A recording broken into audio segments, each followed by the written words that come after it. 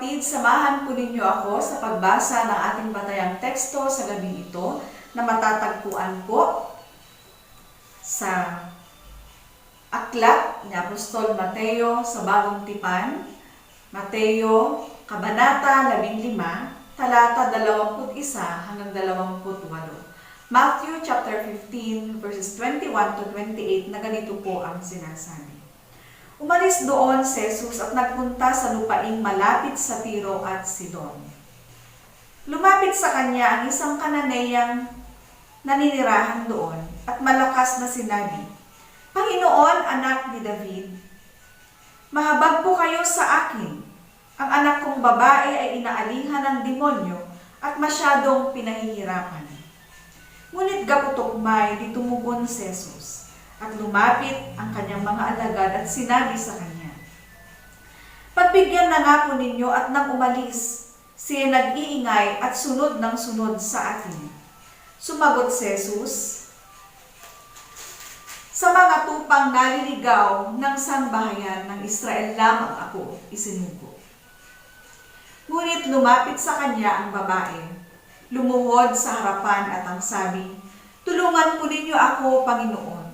Sumagot si Jesus, Hindi dapat kunin ang pagkain ng mga anak upang ihagis sa mga tuta.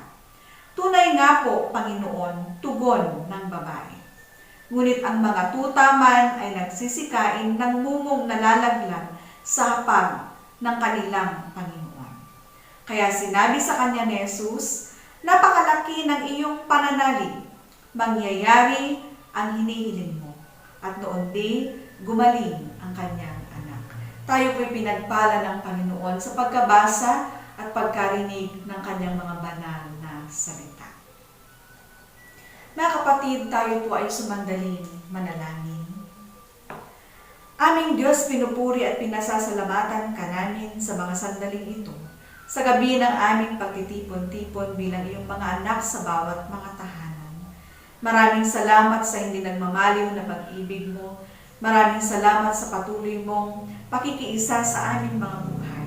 At ngayon nga, O Diyos, kami ay magpapatuloy ng pagpapalakas ng aming ugnayan sa iyo, sa diwa ng aming pulong panalangin. Dakilang Diyos, hinihiling po namin na iyong nawa kaming pangunahan sa pamamagitan ng iyong banal na Espiritu na siyang mamuhay nawa sa aming mga puso, sa aming mga buhay at maghari sa amin. Nawa dakilang Diyos, igawad mo sa amin ang pagkaunawa na ang mga mayahayag sa amin sa gabing ito ay tunay, O Diyos, na ito'y patuloy na mapagbigay ng kabukasan sa aming mga paningin, makapagbukas ng aming mga tainga, upang sa gayon, Panginoon, kami rin na nakikinig nito ay patuloy na kami ay maging kabahagi ng pagtatatag ng iyong kaharian. Tunay, O Diyos, nawa ng aming pananampalataya ay patuloy na mahubog sa pamamagitan ng iyong mga salita na niyahayag sa amin at aming mga napapakinggan. Panginoon naming Diyos, ang lahat ng ito ay aming dinudulog sa iyo, sa tanging pangalan ni Jesus na aming Panginoon at tagapagligtas. Amen. Magandang gabi po sa ating lahat, mga kapatid. Kumusta na po kayong muli? Maganda pong nakukumusta natin ang bawat isa sa atin, yung ating mga kakilala, yung mga kaibigan, malalayo pong pamilya natin, at makumusta man lang po natin yung hindi lang yung physical na kanilang kalagayan, kundi lalong higit po yung kanilang emotional, psychological at spiritual po na kalagayan. Dahil sa panahon po natin ngayon, there are so many bad news na ating mga nababalitaan. Maparadyo man, mapatelebisyon, mapa-social media, para po itong nag-uunahan ang mga balitang ito, lalo higit ang pandemya na ating nararanasan. So sa bawat buong linggo po, isang linggo check na may kanya-kanya po tayong pinagdadaanan sa bawat buhay natin, sa bawat isa. But let us honor, praise, and rejoice in the presence of God ngayong pong gabi, dahil muli tayo ay kanyang tinipon sa ating mga tahanan upang sa kanya ay magkaisa sa diwa ng panalangin. Mayroon na po tayong 5 or 6 months na tayong nasa ilalim ng quarantine dahil sa pandemyang coronavirus COVID-19. At dahil po dito, ang buong mundo po ay pinagkakaisa tayo sa pananalangin. Sama-sama tayong humihingi ng awa at habag sa Panginoon. Ngunit, bakit kaya tila hindi po nawawala ang virus? At marami ang mga naapektuhan. Marami na rin pong buhay ang nawala.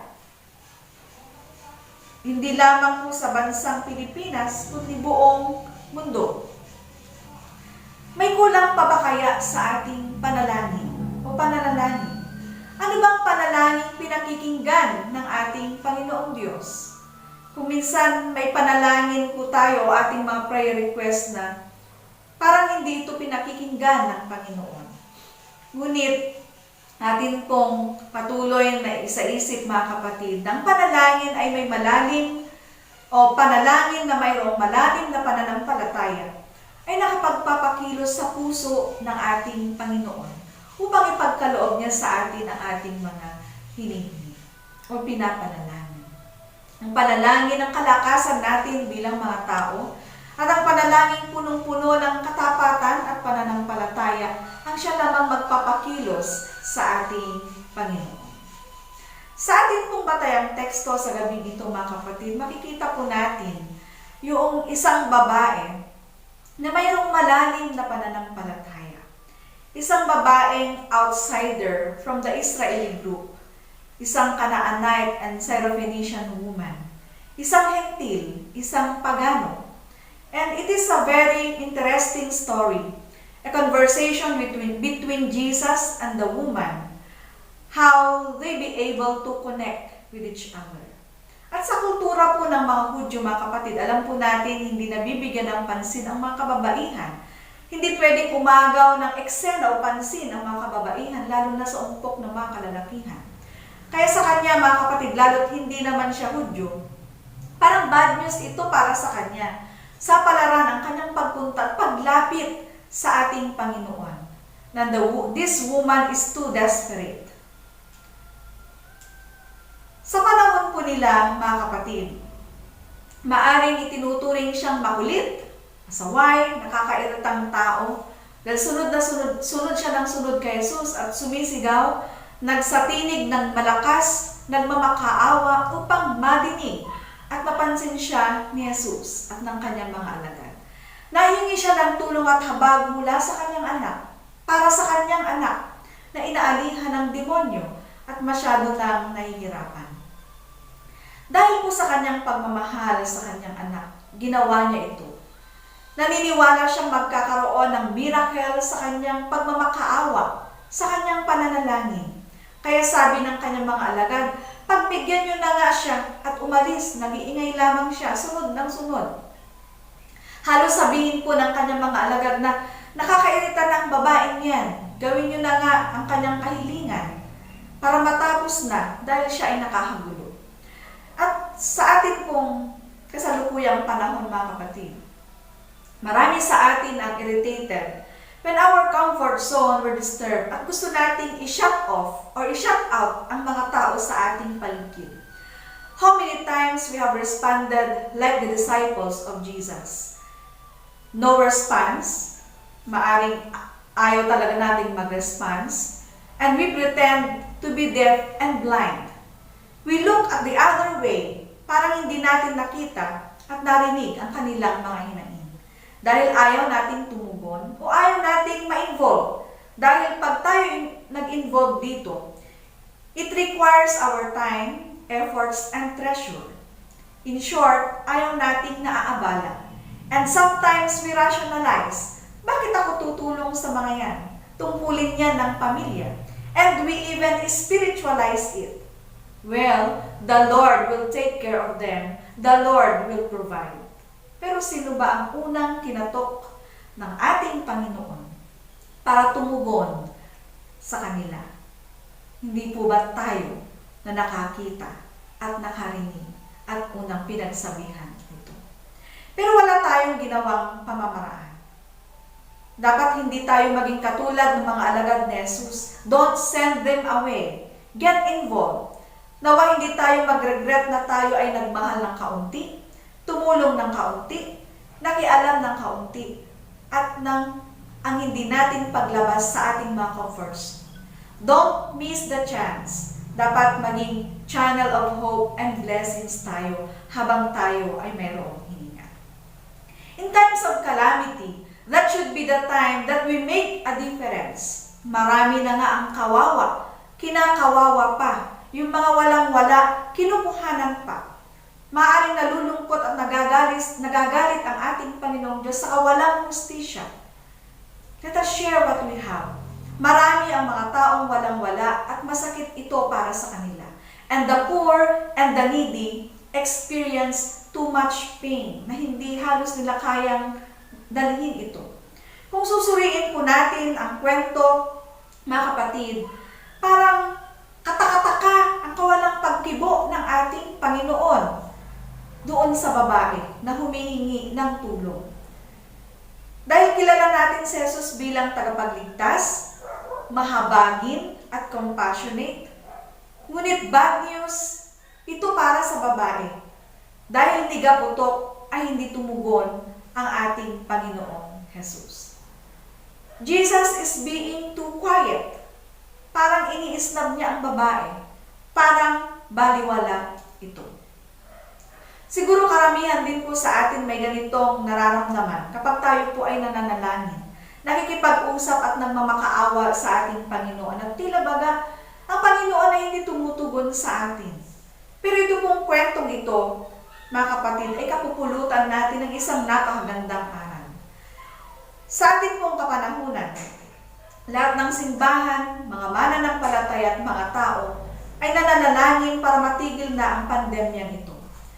Pero sa estatistika, nakikita po natin ang patuloy na paglaki ng mga positive cases.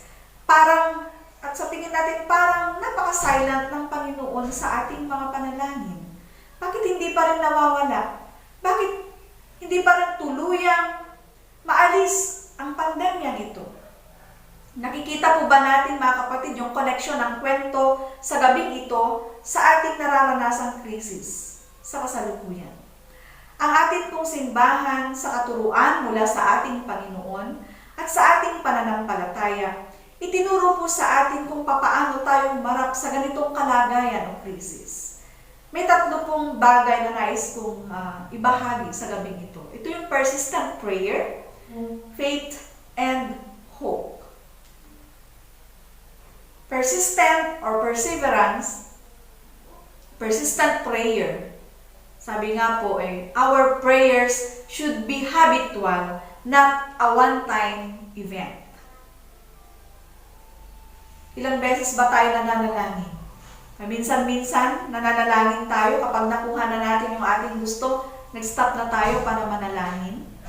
Ang ating pong binasa na verse kanina, sa verse 23, anong sabi po ni Jesus? Sa mga tupang naliligaw ng sambahayan ng Israel lamang ako isinugo. Take note po natin yung word na sambahayan ng Israel lamang ako isinugo. Siguro kung tayo po ang sinabihan nito, ayaw na natin, aalis na lang tayo, hindi na tayo lalapit sa Panginoon.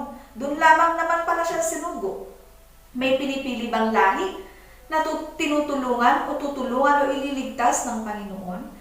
Ngunit ang sinabi ng Panginoon ay isang test sa babaeng Kananeya kung hanggang saan ang kanyang pananampalataya.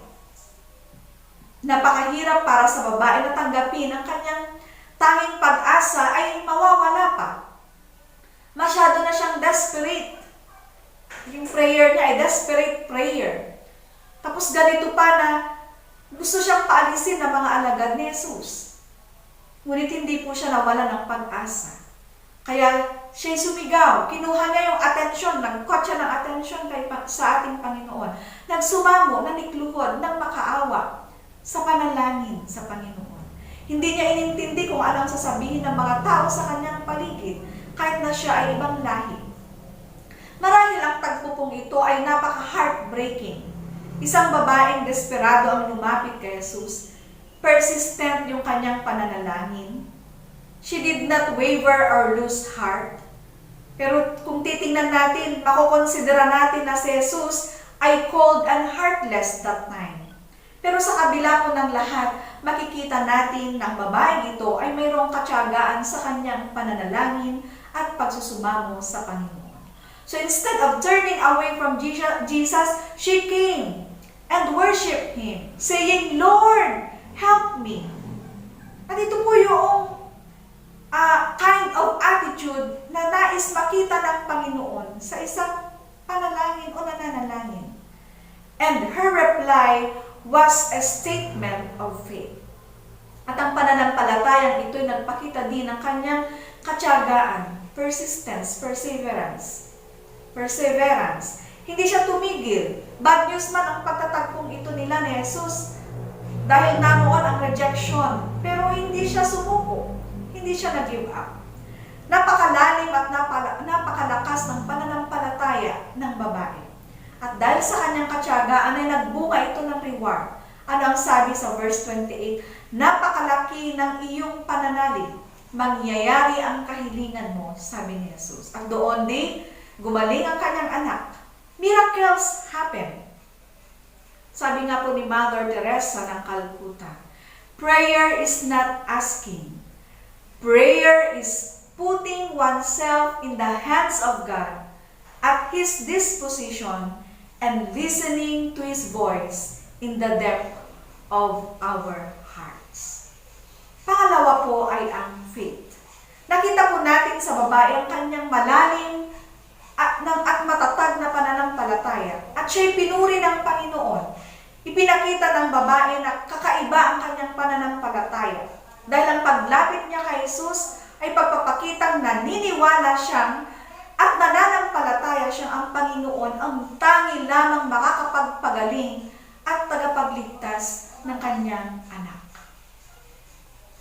Ito yung sinasampalatayanan ng babaeng Kananea. Kahit siguro hindi pa niya nakita si Jesus na nakapagpagaling ng maraming sakit, but she believed and have faith na si Jesus ay makatutulong at makapagliligtas sa kanilang kahirapan na dulot ng demonyo sa kanyang anak. Pangatlo po ay hope. Hindi siya nawalan po ng pag-asa. Siguro sa dami pong dinanas ng mag-inang ito, maaaring sila'y naglakbay pa ng malayo noon, makarating lamang sa kung saan-saan na pwede nilang pagpagamutan. Sa dami tiyak na kanilang pinuntahan ng mga magagamot, hindi pa rin gumagaling ang kanyang anak. At siguro maging ang mga doktor sa time po nila noon ay sumuko na din dahil hindi nila ito mapagaling. Ngunit sa kabila po ng lahat, hindi siya nawala ng pag-asa. Ginantimpalaan po siya ni Jesus. Ipinakita ni Jesus na walang lahi, walang lipi o bansa sa daigdig na kanyang kinikilingan. Ang biyaya ng pagliligtas ng Diyos ay hindi limitado o eksklusibo lamang sa iisang lahi, lipi o bansa.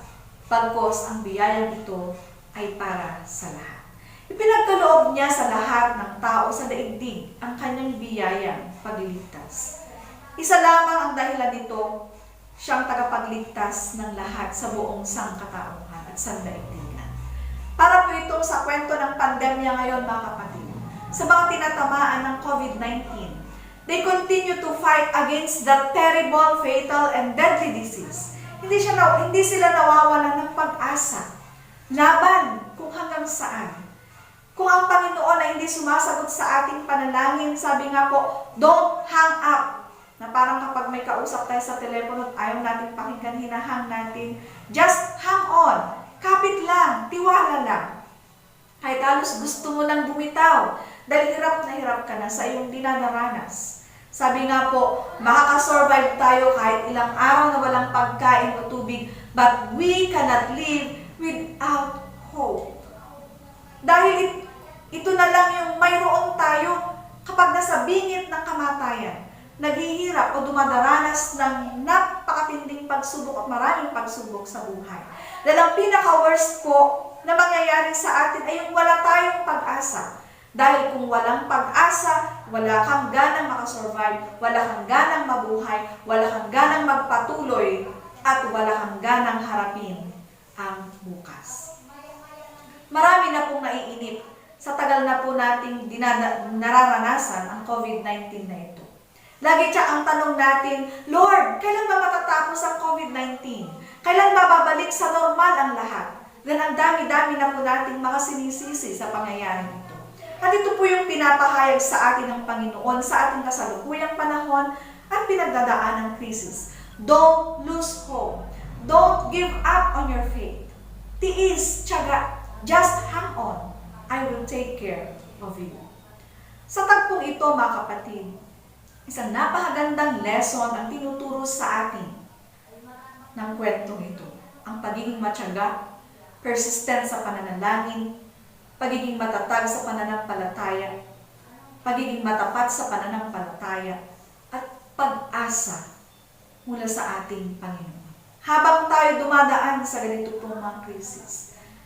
Dahil God puts more importance on building our character. Minumold po tayo ng ating Panginoon sa pamamagitan po ng mga challenges ng ating buhay. Persistency is an indispensable quality of prayer that God answers. Ika nga. There are times that God answers is a no dahil meron siyang dakilang purpose. At nais niyang ibigay yung grasya sa atin o biyaya na mag-move on tayo sa buhay. So that problems should lead us toward God, not away from Him. Madalas kasi po tayo ay naiinip. Hindi tayo makapagtiyaga, hindi tayo makapaghintay. Parang gusto natin ang Diyos ay parang vending machine na kapag naghulog tayo ng pera, 5 piso or anumang coin ito, lalabas agad yung hinihingi nating kape or drinks. Hinihingi nating request. Gusto natin ang instant na sagot ng ating Panginoon. At nakakalimutan natin na mayroon siyang napakadakil at magandang purpose dahil bahagi ito ng ating paglago sa buhay. Hindi lamang ng spiritual na antas, kundi sa lahat ng antas, iba't ibang antas ng ating buhay. Kaya napakarami pong nalulus sa battle dahil ayaw magtiyaga, walang pagtitiis, walang perseverance. Masakit po ang naganap o nagaganap sa panahon ngayon. Marami ang nawawala ng mahal sa buhay. Marami ang nawawala ng trabaho. Walang freedom, bagsak ang ekonomiya. Butas din ang bulsa ng maraming mga mamamayan. Pero pinapaalala po sa atin ang mabuting balita sa ngayon, mga kapatid. Don't lose your hope. Never give up. Habang may hininga, may buhay, mayroon tayong pag-asa. Kung atin pong susuriin, mabuti po, kung susuriin natin mabuti po ang kwentong ito, napakasakit ang tinanggap ng babaeng ito kay Jesus. Kung atin titinan sa binanggit po sa verse 26, dahil kinumpara sa aso, sa Jewish language po kasi, ang tinura ni Jesus na ito po ay bluntest manner, isang straightforward form of speech. Ano ang ibig sabihin nito? Tumutukoy po ito sa Gentile na full of ignorance, idolatry, and impurity dahil hentil ang babaeng ito. Kung sa hapag, ibig sabihin hindi ka worthy, hindi ka kasalo sa hapag, outcast ka. Tumutukoy kasi ito sa external ministry ng ating Panginoong Jesus. Dahil ang mga hentil ay tinuturing na beast. So parang sinasabing hindi ka kabilang, hindi ka worthy na tumanggap ng biyaya. Ngunit ginamit po ito ni Jesus at ginawa niya ito upang subukin kung gaano pa kalaki, gaano katibay ang pananampalataya ng Kananeyang babaeng ito. Instead of feeling embarrassed and going back home, ini-insist niya yung kanyang panalangin kay Jesus. Bagaman siya na-insulto, hindi siya nagalit kay Jesus. Tinumbasan po niya ito sa pamamagitan ng debate nilang dalawa. Isang matalinong sagot ang tinugon ng babae sa kanya. Tingnan po natin kung papaano niya ito ini-accept at ihinarap. Tinalo niya ang Panginoon sa debate nila dahil sa kanyang pananampalataya at pag-asa at pagmamahal. Ganito yung pananampalatayang ipinakita ng babae kay Jesus. At tayo po sana, mga kapatid, ay matularan natin ang babaeng ito na patuloy na nakikipagtunggali at makibaka sa pananampalataya. We need to be strong because the Lord is empowering us. Ang panalangin natin, sabi nga ni Pastor Peter, let your will be done, O Lord, not mine. Kahanga-hanga po ang babae sa kwentong ito. At maging si Jesus ay humanga, pinuri siya, kaya siya ginantimpalaan.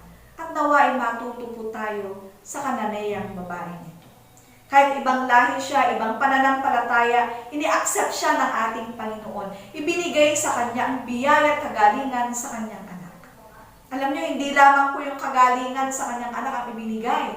Yung acceptance na kahit hindi siya kabilang sa Israel, siya po ay tinanggap ng Panginoon. Ibig sabihin, inalis ng Panginoon yung barrier na iyon, tinanggap siya ng buong pagmamahal. Kabilang siya sa pamilya ng ating Panginoon. Andun yung miracle of healing. No? Hindi lang yung sakit ang hinil ng Panginoon sa kanya at sa kanyang anak. So pinakita po ng kwento na ang babaeng ito isang matapat na tagasunod ni Jesus. Kalalahanin po natin mga kapatid, without faith, we cannot please God. We will all face trials that will test and strengthen our faith. We may lose everything, but we must never lose our faith. God is faithful and He will keep His word. Let us stay strong and keep the faith that will lead us to eternal life. Totoo po mga kapatid na maraming problema pa tayong kailangang harapin. Pero ang sabi po ng isang kasabihan, if your problems are long-standing and tired sitting, try kneeling. Tandaan po natin na kapag tayo lumuluhod sa Panginoon, tumatayo ang Panginoon para sa atin. When we kneel down to God, He stands up for us. And when He stands up for us, no one can stand against us. Sa pangalan ng Ama, ng Anak, at ng Espiritu Santo. Amen. Tayo po ay manalangin mga kapatid. Muli dakilang Diyos, kami ay nagpapasalamat sa pagkakataong ito na pinagkaloob mo sa amin upang makapakinig muli ng iyong mga salita. Upang makaluhod sa iyo sa diwa ng pananalangin, makapagpalakas at makapagpatatag ng aming ugnayan sa iyo, sa aming buhay, panalangin, at sa aming pananampalataya. Maraming salamat, Panginoon, sa aral na aming napulot sa gabi nito. Naway matuto kami sa ipinakita ng isang babaeng mayroong malalim at matapat na pananampalataya sa iyo. Nawadakilang Panginoon, makita namin ang iyong mapagpalayang biyaya na laging kumikilos sa aming mga buhay. Sapat na ikaw ay patuloy na gumawa at kumilos sa amin upang kami, Panginoon, ay manampalataya at patuloy na hindi mawalan ng pag-asa sa aming mga buhay. Panginoon, tunay na ikaw ang aming kailangan. Ikaw ang aming tagapagligtas. Ikaw ang aming magagamot sa lahat ng uri ng karamdaman at sakit, hindi lamang ng pisikal, kundi sakit maging ng aming lipunan. Tulungan mo kami, Panginoon. Hinihiling namin na patuloy mo kaming samahan sa ganitong pagsubok ng buhay sa aming sandaigdigan. Panginoon naming Diyos, Ikaw lamang ang tanging naming takbuhan at kanlungan. Sa mga panahong tila kami nawawala na ng pag-asa, patuloy mo kaming itaas at ibangon. Patuloy mong ipaalaala sa aming Panginoon ang iyong mahimalang pagkilos sa aming mga buhay. Patuloy mo rin kaming bigyan ng katatagan at makita na ang lahat ng pangyayari sa aming kapaligiran, Panginoon, o sa aming buhay ay mayroon kang napakadakilang layunin na gusto mong magawa namin at maabot namin. Tulungan mo kami ng lahat ng aming mga pinagdadaanan ay mayroon kaming positibong pagtanaw at mayroon kaming malalim na pananampalataya at ganoon din lagi kaming manikluhod sa iyo at humingi ng tulong at katatagan sa bawat sandali ng aming mga buhay. Nakila namin, Panginoon, maraming salamat sa biyaya ng iyong pag-ibig. Maraming salamat sa biyaya ng patuloy mong pagbibigay ng katiwasayan sa kabila, O Diyos, ng kaguluhang nagaganap sa buong sandaigdigan. Panginoon, patuloy nga nawa na ikaw ang gumawa at kumilos sa buhay ng iyong mga anak. Huwag nawa kaming iwanan at patuloy nga nawa, O Diyos, na patatagin ang aming mga kalooban, ang aming mga pananampalataya sa iyo. Nawa dakilang Diyos, patuloy na kami ay humawak sa iyong mga dakilang pangako sa aming mga buhay. At patuloy, O Diyos, na kami ay magkaroon ng pag-asa upang maharap namin ang bukas na mayroong kagalakan at katatagan. Ilang Diyos sa amin din, pansamantalang pagpapahingalay sa gabi ito. Hinihiling po namin na kami ay iyong ingatan. Ilayo nawal kami sa anumang makapahamakan. Ang mga lupang katawan nawa, mga isipan na napapagal sa buong mga hapon sa iyong mga anak. Patuloy nga nawa, O Diyos, na makadama kami ng kaginhawaan, ng kagalingan sa bawat karamdaman. Makadama kami, Panginoon, ng panibagong lakas at pag-asa upang maharap namin muli ang bukas na mayroong katatagan at ngiti sa aming mga labi at kami makapagpatuloy sa aming mga paggawa. At gayon din, Panginoon, ingatan nawa ang aming mga buhay, samahan nawa kami. At gayon din, dakilang Diyos, igawad mo sa iyong mga anak ng iyong pagpapala sa pamamagitan ng iyong abangling. At ngayon, ang walang hanggang pagpapala, kalakasan at kapangyarihang buhat sa ating Panginoong Diyos na manlikha. Ang patuloy na pag-ibig at pagliligtas buhat sa ating Panginoong Hesukristo. At ang walang humpay na pagkasi at pamamatnubay at pag-iingat ng kanyang banal na Espiritu, ang siya nawang sumainyo mula ngayon at magpasawalang hanggan. Amen. Maraming salamat mga kapatid. Good night. Bye-bye.